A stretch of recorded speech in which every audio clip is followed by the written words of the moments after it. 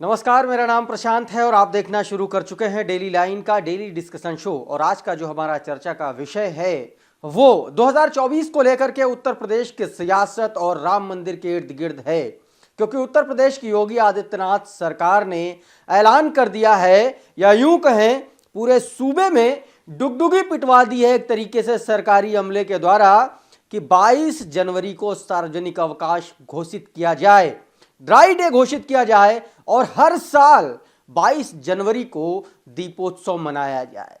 मामला और माहौल पूरी तरीके से राममय हो चुका है और विपक्ष का स्टैंड बहुत ज्यादा क्लियर नहीं है। एक तरफ राम मंदिर को लेकर के विपक्ष कह रहा है कि यह भारतीय जनता पार्टी का अपना पर्सनल इवेंट है, इसको राष्ट्रीय या फिर किसी भी तरह से थोपा नहीं जाना चाहिए। इसी पर चर्चा करेंगे और समझने की कोशिश करेंगे कि आखिर 2024 यानी कि अब से कुछ महीनों के भीतर जो लोकसभा के चुनाव होने हैं उनमें मंदिर कहां पर होगा। क्या वोटर के दिमाग में मंदिर होगा? क्या वोटर के दिमाग में स्वास्थ्य, शिक्षा, रोजगार की बात होगी? किस मुद्दे पर हमारा वोटर जो है वो वोट करने जा रहा है? क्या मंदिर का माहौल 2024 के नजरिए से वोटर को अपनी तरफ इन्फ्लुएंस करने में सफल होगा? भारतीय जनता पार्टी का ये जो एजेंडा, जो कहा जा रहा है एजेंडा है बीजेपी का, वो कितना सफल होगा, इस पर चर्चा करेंगे। और समझने के लिए हमारे साथ अभिषेक पांडे जी मौजूद हैं। अभिषेक भाई, बहुत बहुत स्वागत है एक नए डिस्कशन में। योगी जी ने अवकाश घोषित कर दिया है कि 22 जनवरी को सारे स्कूल, कॉलेज, सारे संस्थान सब बंद रहेंगे, सारे सरकारी कार्यालय बाकायदा सजाए जाएं, जैसे 14 वर्ष का वनवास काट के भगवान श्री राम अयोध्या लौटे थे, उसी तरीके से, उसी तर्ज पर एकदम उत्तर प्रदेश में उत्सव मनाया जाए। देखिए, राष्ट्रीय उत्सव उन्होंने कह दिया कि राष्ट्रीय उत्सव की तरह मनाया जाए। राष्ट्रीय उत्सव मतलब जैसे 26 जनवरी, 15 अगस्त, गांधी जयंती होता है, होली होती है, दिवाली होती है, बड़े त्यौहार हैं, उसी तरह 22 जनवरी को राम मंदिर के प्राण प्रतिष्ठा कार्यक्रम, यानी ये कहें कि एक तरीके से औपचारिक रूप से जनता को जब समर्पित हो जाएगा राम मंदिर, लोगों के लिए खोल दिया जाएगा, उस दिन को एक राष्ट्रीय उत्सव के रूप में मनाने की तैयारी है। मुख्यमंत्री योगी आदित्यनाथ ने तमाम अफसरों को निर्देशित किया है कि भाई शिक्षण संस्थाओं को बंद कराइए, मंदिरों में, मठों में सांस्कृतिक आयोजन होने चाहिए, कीर्तन होने चाहिए, भजन होने चाहिए। हर घर अक्षत पहुंच रहा है और हर घर में दिवाली मनाने के लिए खुद प्रधानमंत्री ने कहा है कि दिवाली मनाइए, उस दिन दीपोत्सव कीजिए। तो आप समझिए कि ये किसी राष्ट्रीय उत्सव से कम मनाने की तैयारी नहीं है। इसको जिस स्तर पर राष्ट्रीय उत्सव है या राजनीतिक उत्सव है? देखिए, इसको राष्ट्रीय उत्सव कहा जा रहा है। और देखिए, धर्म की बात अगर हो जाती है तो राजनीति कहीं ना कहीं उसमें आ ही जाती है, क्योंकि हर धर्म अलग अलग होता है, सबकी विचारधारा अलग होती है।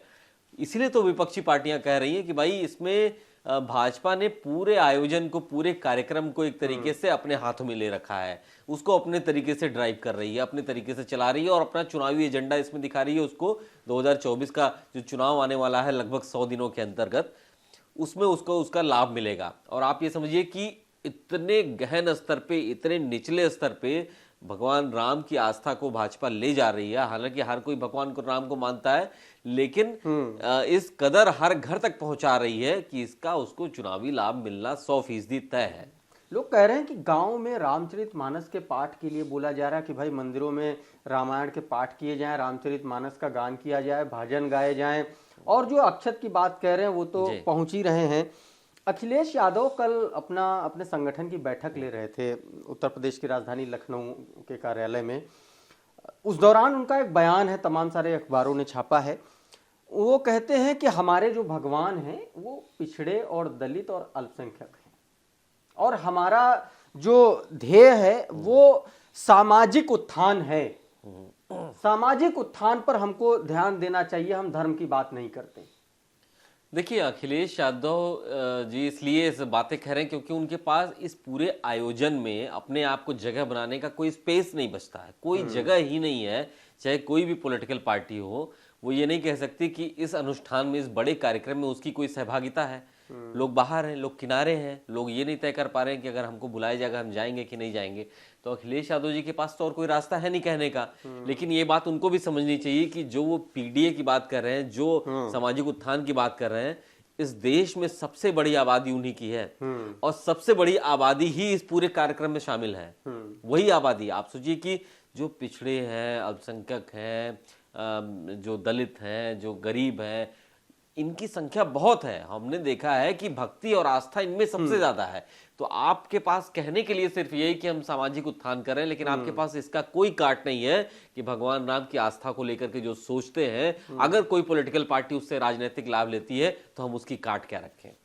क्या आम जनमानस के भीतर भी ये चेतना जागृत हो गई है कि ठीक है, हमको सामाजिक तौर पर हमको स्वास्थ्य, शिक्षा, रोजगार की बात करनी चाहिए और हमको चाहिए, ये हमारी बुनियादी आवश्यकताएं हैं, लेकिन धर्म भी हमको साथ में, क्या एक बुनियादी आवश्यकता बन गई है आज की तारीख में धर्म? देखिए, धर्म की व्याख्या अलग अलग तरीके से की जाती है, लेकिन एक चीज मैं हमेशा कहता हूं, इस देश की मूल भावना को समझना सबको बहुत आवश्यक है।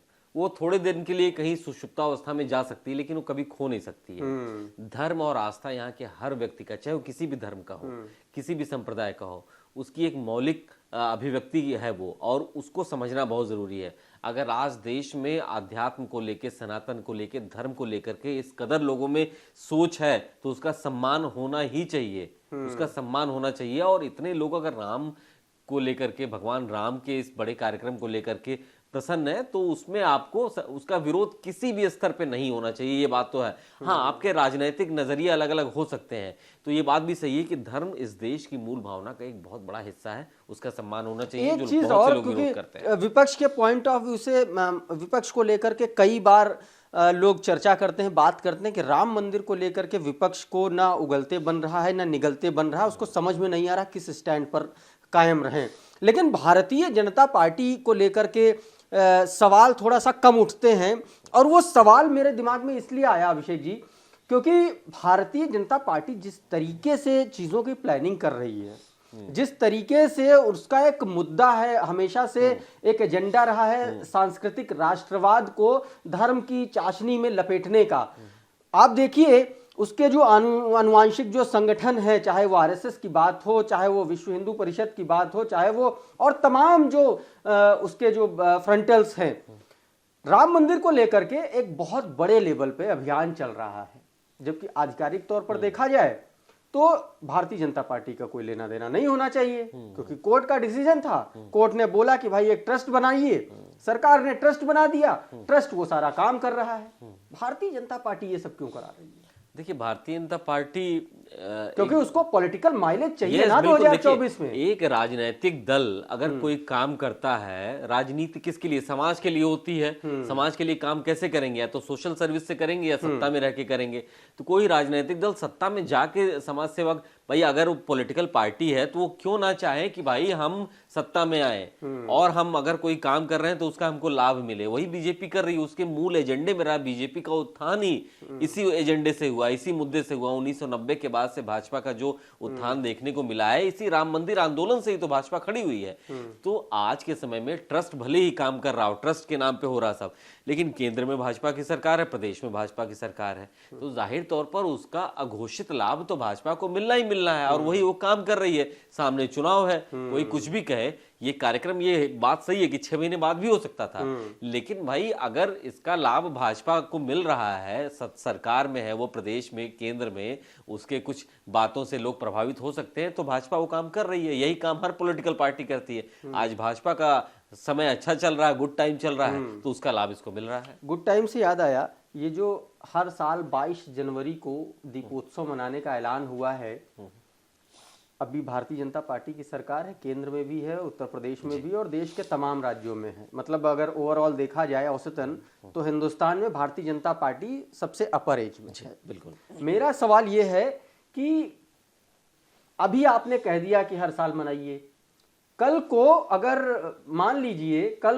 लीजिए कि सरकार ने बदल गई, उत्तर प्रदेश में बदल गई या केंद्र में बदल गई, तब इस 22 जनवरी का क्या होगा? क्या इस देश के लोगों की भावना को कोई बदल पाएगा? धर्म के साथ जो खिलवाड़ करेगा वो रह पाएगा यहाँ पे? उसके हाथ जलेंगे।